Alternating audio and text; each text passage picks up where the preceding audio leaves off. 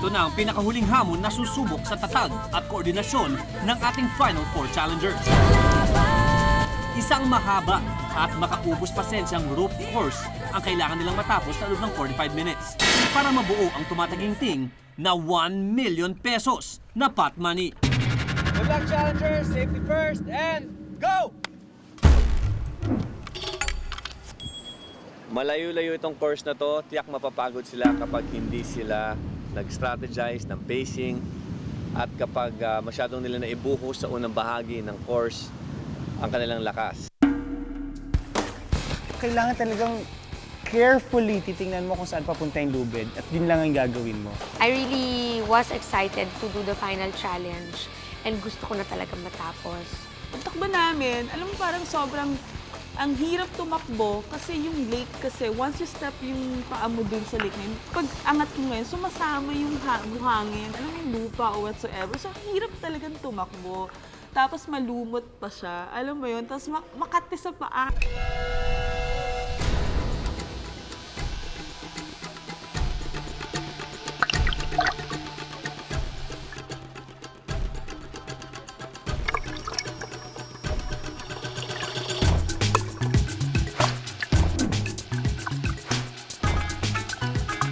We're running after our breath and stuff.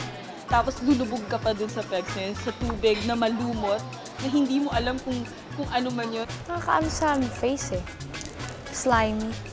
Pero wala na. Ang mabigat doon yung yung jumper eh. Kasi basang-basa. Sobrang bigat ng jumper. Kuya, ang ginagawa mo? May yung rope nakaikot-ikot sa puno. Yun yung una kong nagulat. Sabi ko, wow, ang galing naman ito. The big surprise for me was the rope yung rope na kung saan kami nakadugtong, nakaikot sa trunk ng trees. Yun yung talagang, ano na naman to? Akala ko tatakbo lang kami at gagawin naman yung challenge. And we were only given 45 minutes. Oh my God!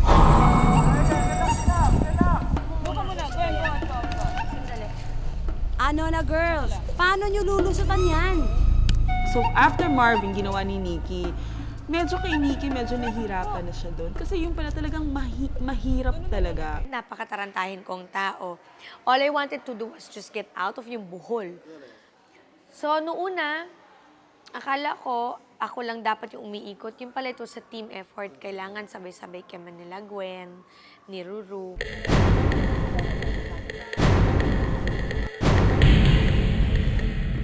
Okay bro, ihanda mo na ang sarili mo dahil mag-aalatarzan kayo sa challenge na ito.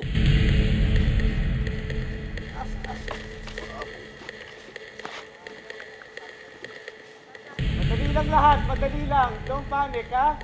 Breathing.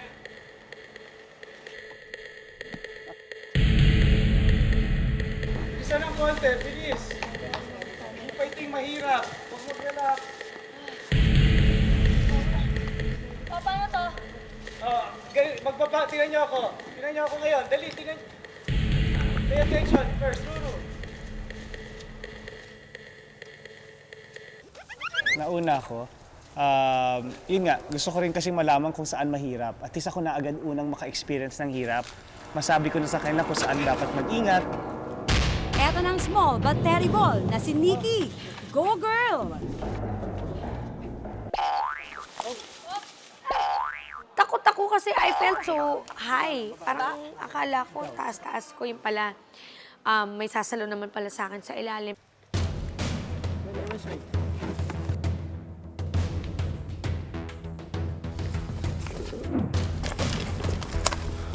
Kasi paikot-ikot, oh. Yung paikot-ikot. Kasi hindi mo alam kung matatapos. Tapos magkamali ka ng lusot, kunyari ito lubid, tapos yung paikot-ikot na ganyan. Pag sinundan mo ganyan, tapos bigla kang tumawid dito, lalong magkakabuhol-buhol. God!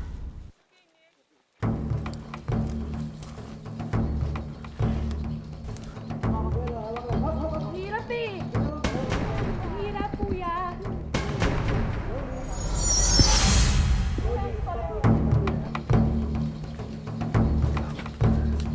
God! Hindi ko matatapos to.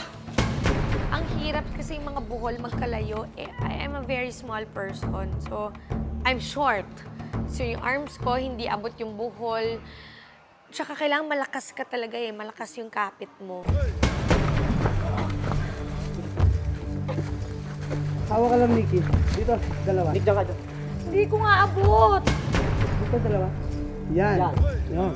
Kuya, tatakot ako, hindi ko abot. Dalawang kamay.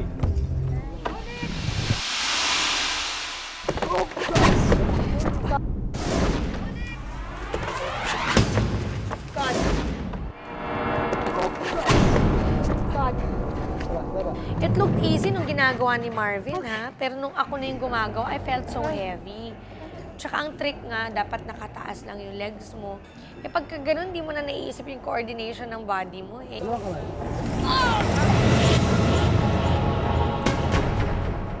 Try and try, Gwen. Kaya mo yan.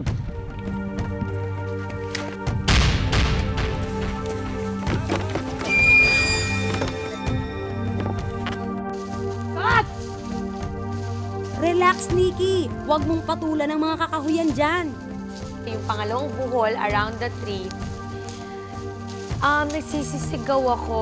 Talagang, I freaked out talaga, totally. Because first of all, naiipit yung body ko. Ayoko magkaroon ng rope burn. Naiipit yung body ko, hindi ko alam kung paano yung pala iikot ka lang ng iikot. Pero it looked really hard nung nandun ka na.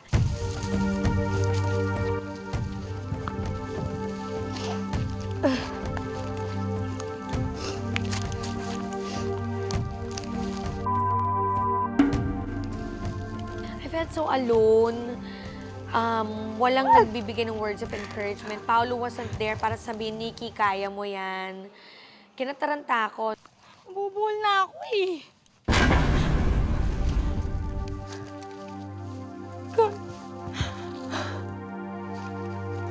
Aray ko.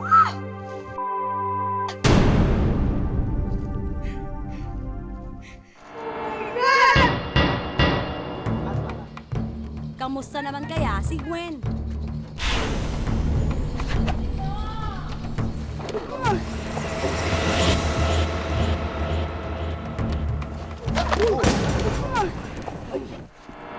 When started it then, doon kami nagka-problema. Actually, doon kami natagalan. Siguro pagod na rin talaga siya. Kasi ang tendency kasi doon, once you, alam mo, pag natulak ka na, once you swing, dapat yung paa mo, hindi mo siya binababa. Yan naman talagang dapat nasa taas lang siya lagi. Kasi pag binaba mo yung paa mo, yung tendency, yung buong weight ng katawan mo babagsak. Mukhang palaban talaga itong si Ruru. Go, Hot Mama!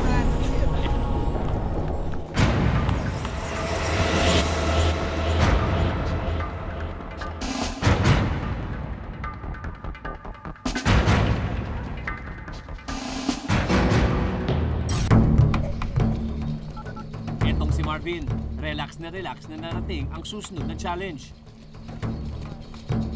Ang hamong ito ay susubok sa bilis at talas ng paningin ng ating mga challengers. Dahil sa gitna ng di mabilang na berdeng munggo, ay kailangan nilang mahanap ang apat na pirasong pulang munggo. Wow! Sisiw na naman sa'yo yan, Papa Marbs. Panalo ka talaga. Well, nakalabas na naman siya. Although ko konti nga. Patience, hindi ako naiinis eh. Relax akong tumatakbo, ganyan, iniisip ko, wala, enjoy it. Naisip ko nang itaangat na yung mga munggo nila para pagdating lang, kukunin na lang nila. Nakayanan ko naman. Although, pero sobra talagang hirap. Nagkaroon ako ng parang burn rope din, na magayin yung ito.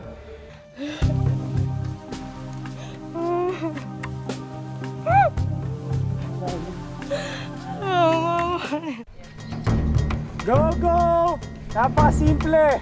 Kaya bilisan nyo na! Naghihintay ako, tapos may naririnig na ako umiiyak. May naririnig na ako sumisigaw. Sabi ko, ano nangyayari dito? Hindi ako makadiretso hanggat wala kayo, ha? Natatrap tayo! Natatrap tayo! Hanggat wala kayo dito, hindi ko rin matutuloy!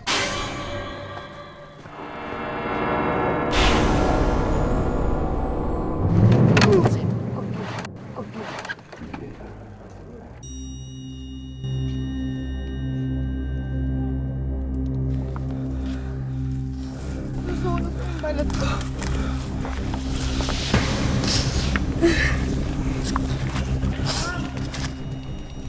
Wow! Here comes Papa Marvin to the rescue. Kaya stop crying na, Nikki. Bumalik ako. Balik ako, ikot ako. Umiiyak na si Nikki. Alam mo, yung iyak ni Nikki kasi mag-isa lang siya. Alam mo yung feeling na wala kang katulong, wala kang ibang nakikita. I felt relieved because finally may kasama ako. Diretso mo lang siya.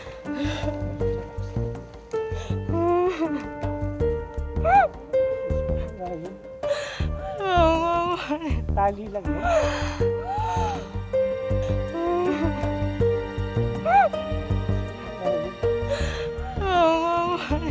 Gwen, okay ka lang? Go, go! Don't hold the rope, baka masugatan ka. Hawakan mo yung harness mo. Kung saan ka...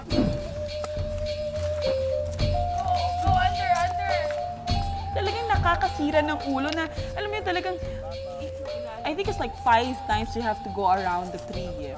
Talagang ikot ako ng ikot doon. Hindi ka lang iikot ng basta-basta ikot. Talagang papasok ka doon sa rope, labas, pasok, labas. Yung mga ganon.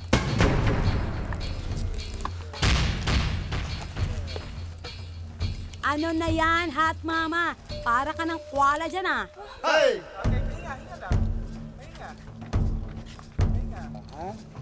Figure it out, ha? Huwag mag-panic. Kaya na si Gwen. Si Gwen. Sa wakas, after 48 years, next challenge naman ang haharapin nyo. Yun, thankful na kami, Will, for Marvin, di ba? Kasi syempre, hindi niya na kami pinahirapan kasi ang dami ng munggo na yun, di ba? Para hanapin mo yung pulang, 4 na pulang munggo. Tingnan to. Apat na yan?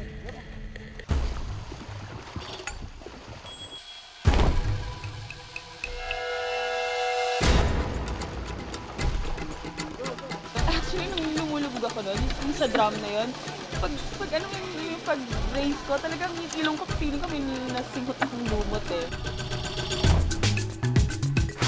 Sabay-sabay na kami 4 na dumating doon. Pagkadating namin doon, pinag-aralan namin kung paano shoot, anong tamang speed, anong tamang lakas, paano gumamit. First time namin lahat gumamit ng ganun eh. Yung first leak is di successful. Sa third yata naging successful, dun na namin nakuha yung feel ng tamang pag-pull.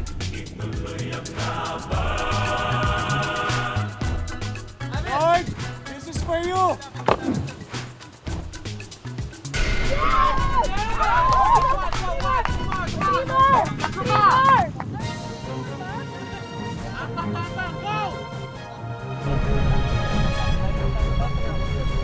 One more time, Lord!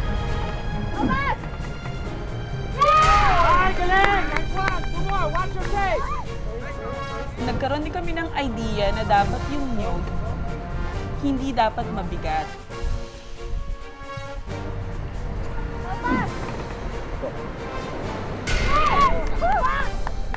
Come on! One more! Dapat alam mo yung bigat ng buko. Para alam mo kung gaano kalakas o gaano kahina ang paghila ng tali. That's it! Look good!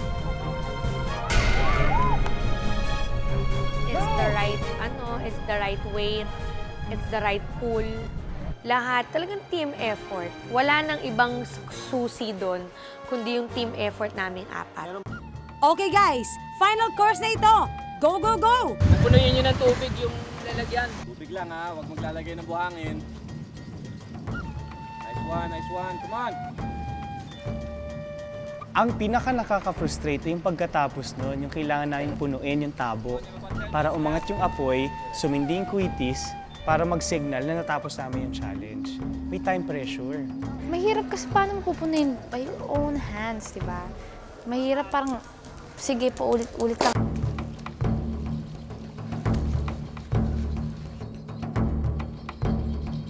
Nakuha ko naman agad yung technique. Kasi, pag ganyan, may butas na natitira sa palette ko, di ba? So the trick there was, one hand was supposed to be on top of the other.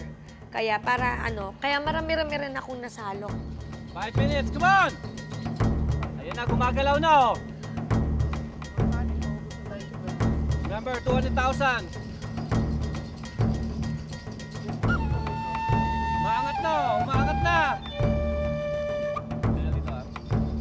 It's going up.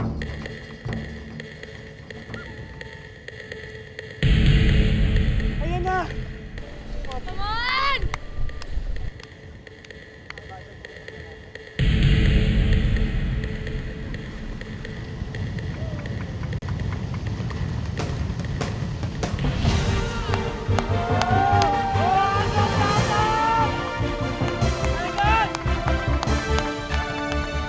Ako naiyak ako. Naiyak ako kasi sobrang, alam mo yun, natapos din namin sa wakas. Lahat kami, nagyakapan, natuwa, at last, tapos na. Wala nang hirap. Very good! That's a good thing nga about the four of us eh. Walang nagmamaliit kahit kanino. Basta team effort, kailangan mong matapos yung challenge. Pag kailangan ng team effort, gagawin namin yan as a team. Masarap yung pakiramdam na masaya yung tinapos yung challenge. At hindi kayo nag-away-away, may unity. May unity eh. May teamwork. Masaya namin tinapos yung challenge, although mahirap. Okay! This is where the eliminations began and this is where it will end. Dito natin malalaman kung sino ang kasabwat. Pakipasa lang, please. Okay, ito yung sinasabi kong final step. At 2 parts itong final step. Una, magkakaroon tayo ng quiz para malaman natin kung gaano niyo kakilala ang pinaghihinalaan ninyong kasabwat. Okay? 10 questions. Maghanda, Final Four. Kailangan paganahin ang inyong mga utak. Dahil ang inyong mga sagot, kailangan laging tumpak. Question number 1. Ilang taon si kasabwat? Diyos ko, ang dami naman.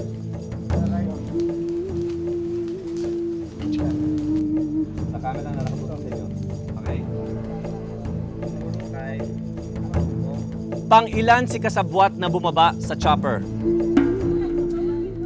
Shucks! Ano ba yun?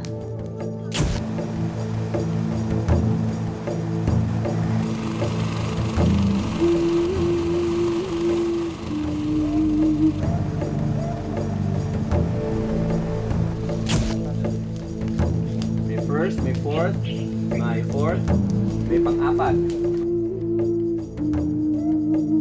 Ilang buhay na exotic food ang kinain ni kasabwat?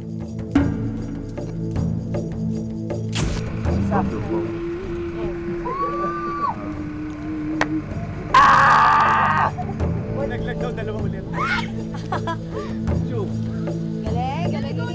Pakiharap. 1, 3.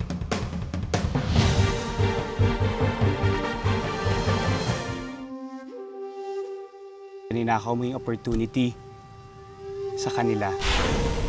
Ngayon, sigurado ako na ikaw ang kasabwat.